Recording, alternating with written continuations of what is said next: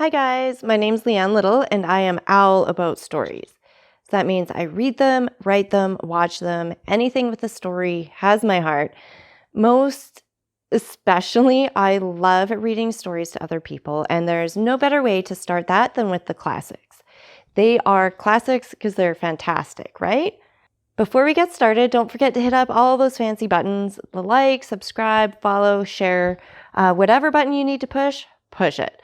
Most importantly, please don't be afraid to reach out. I would love to connect with you. So hit up those comments, or you can even head over to my website, leannelittle.com, and you can message me directly there. So we've already read chapter 1 from the Count of Monte Cristo. So we left off with Edmond arriving back to Marseille and having a discussion with his ship's owner, Monsieur Morel, about why he stopped off at the island of Elba after the captain of the ship, the Pharaon, unfortunately died. So after his explanation to Monsieur Morel, Edmond is eventually given clearance to go and visit his father and his girlfriend, Mercedes. And that brings us up to chapter 2. So let's get started. Chapter 2, Father and Son. We will leave Danglars struggling with the demon of hatred and endeavoring to insinuate in the ear of the shipowner the evil suspicions against his comrade, and follow Dantès, who, after having traversed La Canebière, took the Rue La Noël, entering a small house on the left of the Allée de Melun, rapidly ascended 4 flights of a dark staircase, holding the baluster with one hand, while the other he repressed the beatings of his heart, and paused before a half-opened door from which he could see the whole of a small room. This room was occupied by Dantès' father. The news of the arrival of the Pharaon had not yet reached the old man, who, mounted on a chair, was amusing himself by training with trembling hand the nasturtiums and the spray of clematis that clambered over the trellis at his window. Suddenly he felt an arm thrown round his body, and a well-known voice behind him exclaimed, "Father! Dear father!" The old man uttered a cry, turned round, then, seeing his son, he fell into his arms, pale and trembling. "What ails you, my dearest father? Are you ill?" inquired the young man, much alarmed. "No, no, my dear Edmond, my boy, my son. No, but I did not expect you, and joy. The surprise of seeing you so suddenly, I feel as if I were going to die. Come, cheer up, my dear father. 'Tis I, really I. They say joy never hurts, and so I came to you without any warning. Come now, do smile instead of looking at me so solemnly. Here I am back again, and we're going to be happy." Yes, my boy, so we will, replied the old man. "But how shall we be happy? Shall you never leave me again? Come, tell me all the good fortune that has befallen you." "God forgive me," said the young man, "for rejoicing at happiness derived from the misery of others. But heaven knows I did not seek this good fortune. It has happened, and I really cannot pretend to lament it.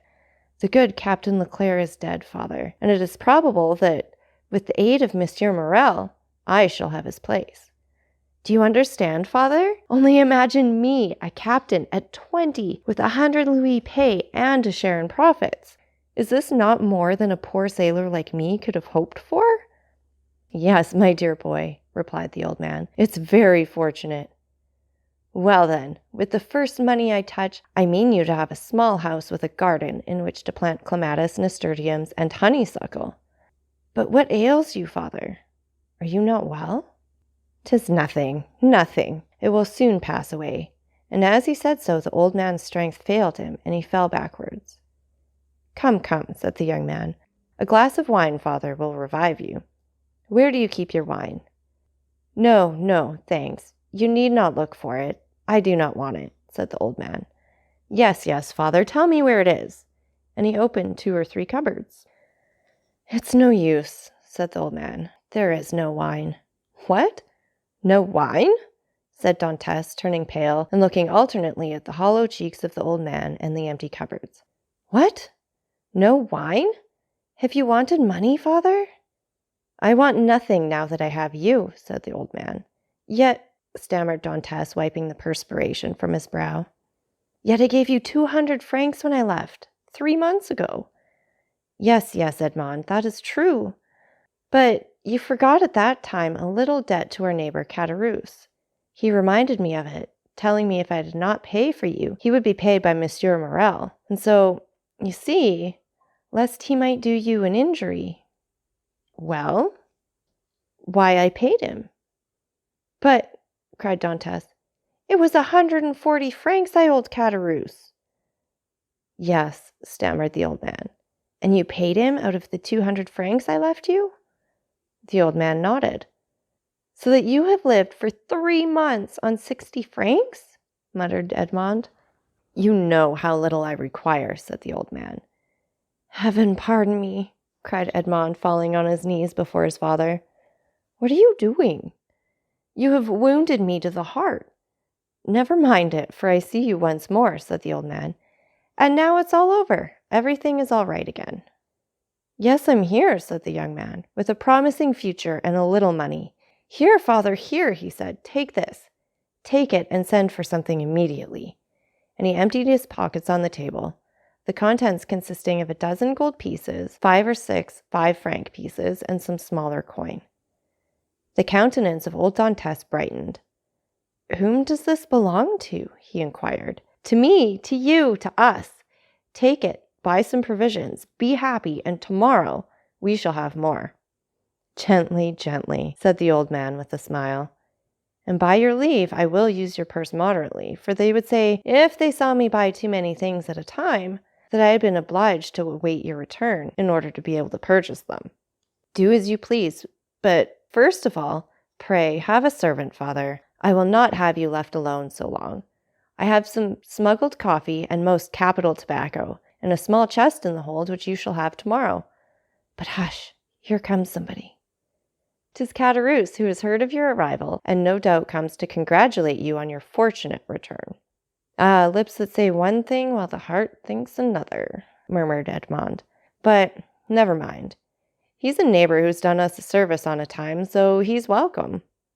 As Edmond paused, the black and bearded head of Caderousse appeared at the door. He was a man of 25 or 26, and held a piece of cloth which, being a tailor, he was about to make into a coat lining. What? Is it you, Edmond? Back again? He said with a broad Marseillaise accent and a grin that displayed his ivory-white teeth. Yes, as you see, neighbor Caderousse, and ready to be agreeable to you in any and every way, replied Dantès, but ill concealing his coldness under the cloak of civility. Thanks, but fortunately I don't want for anything, and it chances that at times there are others who have need of me. Dantès made a gesture. I do not allude to you, my boy. No. I lent you money and you returned it. That's like good neighbors, and we're quits. We are never quits with those who oblige us, was Dantès' reply. For when we do not owe them money, we owe them gratitude. What's the use of mentioning that? What's done is done. Let us talk of your happy return, my boy. I had gone on the quay to match a piece of mulberry cloth when I met friend Danglars. You? At Marseilles? Yes, he says. I thought you were at Smyrna. I was, but am now back again. And where is the dear boy, our little Edmond? Why, with his father, no doubt, replied Danglars. And so I came, added Caderousse, as fast as I could to have the pleasure of shaking hands with a friend. Worthy Caderousse, said the old man, he is so much attached to us. Yes, to be sure I am. I love and esteem you, because honest folks are so rare. But it seems you have come back rich, my boy, continued the tailor, looking askance at the handful of gold and silver which Dantès had thrown on the table. The young man remarked the greedy glance was shown in the eyes of his neighbor. Ah, he said negligently, this money's not mine. I was expressing to my father my fears that he had wanted many things in my absence, and to convince me he emptied his purse on the table. Come, father, added Dantès, put this money back in your box, unless neighbor Caderousse wants anything, and in that case, it's at his service. No, my boy, no, said Caderousse. I am not in any want, thank God. My living is suited to my means. Keep your money. Keep it, I say. One never has too much. But at the same time, my boy, I am as much obliged by your offer as if I took advantage of it. It was offered with good will, said Dantès. No doubt, my boy, no doubt. Well, you stand well with Monsieur Morel, I hear. You insinuating dog, you. Monsieur Morel has always been exceedingly kind to me, replied Dantès. Then you were wrong to refuse to dine with him. What? Did you refuse to dine with him? Said old Dantes. And did he invite you to dine? Yes, my dear father, replied Edmond, smiling at his father's astonishment at the excessive honor paid to his son. And why did you refuse, my son? Inquired the old man. That I might the sooner see you again, my dear father, replied the young man. I was most anxious to see you. But it must have vexed Monsieur Morel, good worthy man, said Caderousse. And when you're looking forward to be captain, it was wrong to annoy the owner. But I explained to him the cause of my refusal, replied Dantes, and I hope he fully understood it. Yes, but to be captain, one must do a little flattery to one's patrons. I hope to be captain without that, said Dantes. So much the better, so much the better. Nothing will give greater pleasure to all your old friends, and I know one down there behind St. Nicholas Citadel who will not be sorry to hear it. Mercedes, said the old man. Yes, my dear father, and with your permission, now I've seen you and know you're well and have all you require, I'll ask your consent to go and pay a visit to the Catalans. Go, my dear boy, said old Dantes, and heaven bless you and your wife, as it has blessed me and my son. His wife, said Caderousse. Why, how fast you go on, Father Dantes. She is not his wife yet, as it seems to me. No, but according to all probability, she soon will be, replied Edmond. Yes, yes, said Caderousse, but you were right to return as soon as possible, my boy. And why?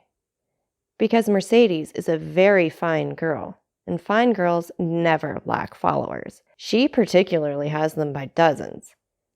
Really? Answered Edmond with a smile which had its traces of slight uneasiness. Ah, yes, continued Caderousse, and capital offers, too. But you know, you'll be captain, and who could refuse you then? Meaning to say, replied Dantes, with a smile but ill-concealed his trouble, that if I were not a captain— Eh, said Caderousse, shaking his head. Come, come, said the sailor. I have a better opinion than you of women in general, and of Mercedes in particular, and I'm certain that, captain or not, she will remain ever faithful to me.